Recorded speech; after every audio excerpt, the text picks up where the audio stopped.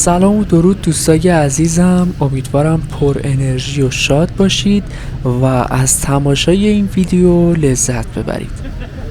امروز توی هوای بارونی و پاییزی اومدم به میدون ولیعصر تهران و میخوام توی بولوار کشاورز قدم بزنم.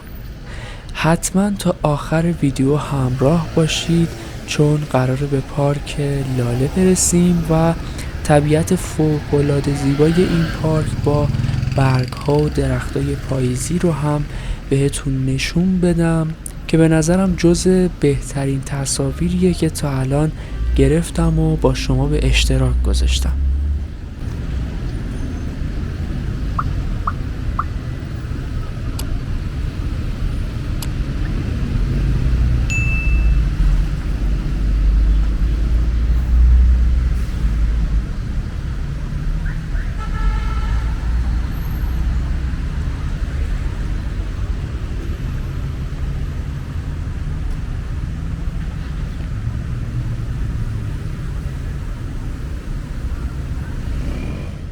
دوستان امروز 13 آذر ماهه و واقعا هوا عالیه، خصوصا که اولین بارون پاییزی امسالم اومده و هوا خیلی خوب شده و یکی از بهترین روزا برای پیاده رویه.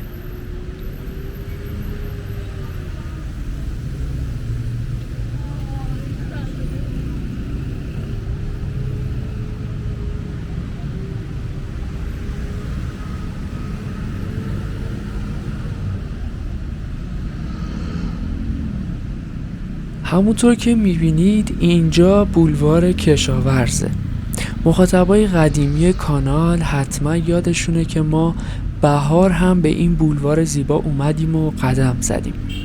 لینک ویدیوی بهار بولوار کشاورز رو توی توضیحات ویدیو براتون قرار میدم که مجدد اگر دوست داشتید ببینید و لذت ببرید.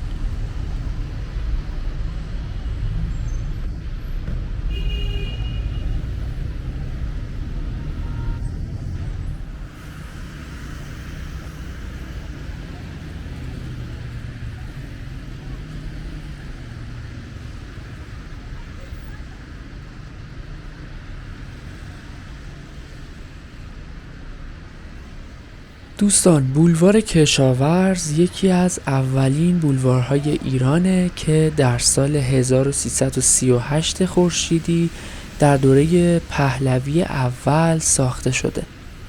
این بولوار حدود 1700 متر طول داره و در زمان خودش 6 میلیون تومان یعنی حدود 172 دلار برای ساختش هزینه شده.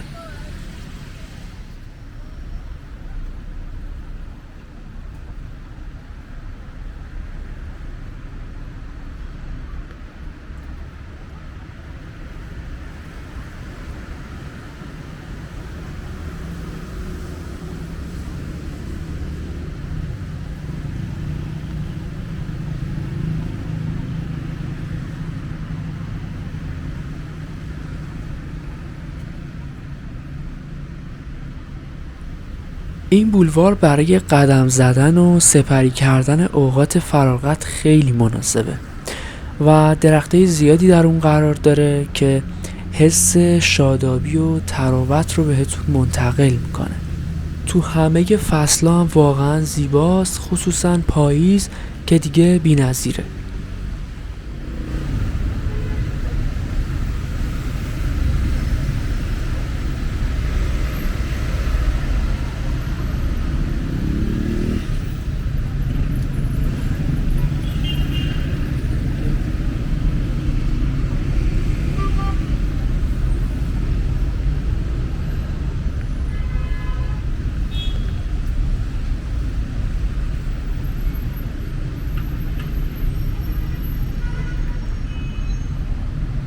موقعیت مکانی بولوار هم خیلی خوبه و شما در اطراف اینجا به دانشگاه تهران، خیابون انقلاب، میدون ولیعصر، خیابون کارگر و بولوار کریم خان زند دسترسی دارید.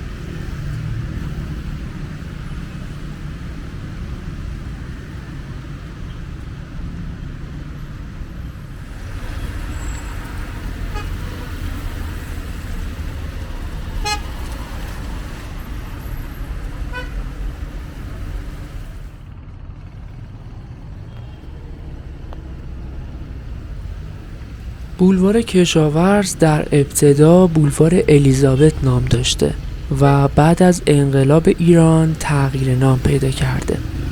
دلیلش هم این بوده که چون ساختمون وزارت کشاورزی در گذشته در کنار این خیابون قرار داشته. البته الان ساختمون قوه قضاییه جایگزین ساختمون قبلی شده.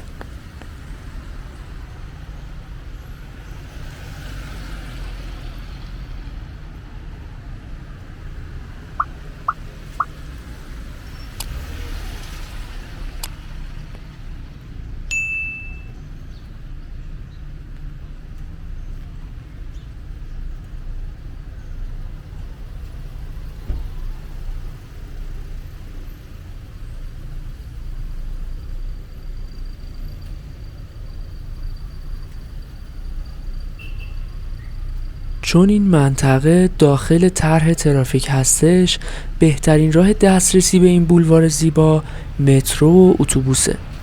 ایستگاه مترو ولیعصر دقیقاً کنار بولوار و میدون ولیعصر قرار داره و اتوبوس‌های تندرو هم از این میدون عبور میکنن.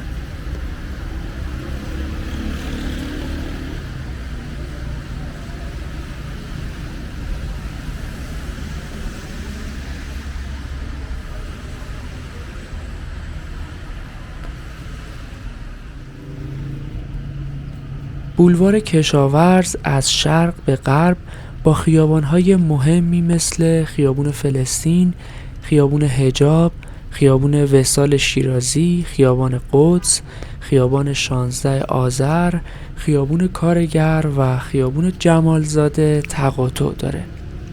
ضلع جنوبی پارک لاله هم به بولوار منتهی میشه که الان دارید مشاهده میکنید.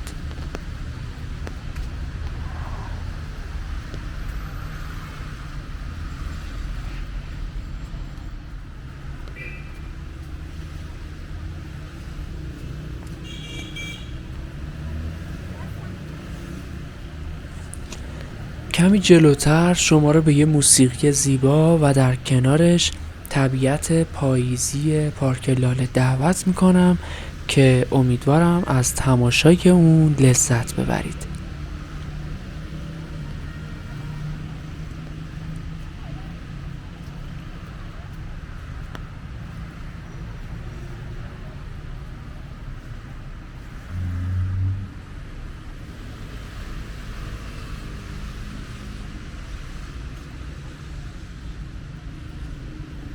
دوستان عزیزم، مثل همیشه ممنونم که همراه من هستید. لطفاً نظرتون رو در مورد ویدیوها بنویسید و اگه هنوز عضو کانال نشدید لطفاً گزینه سابسکرایب رو لمس کنید تا در ویدیوهای بعدی به اماکن بیشتری سفر کنیم.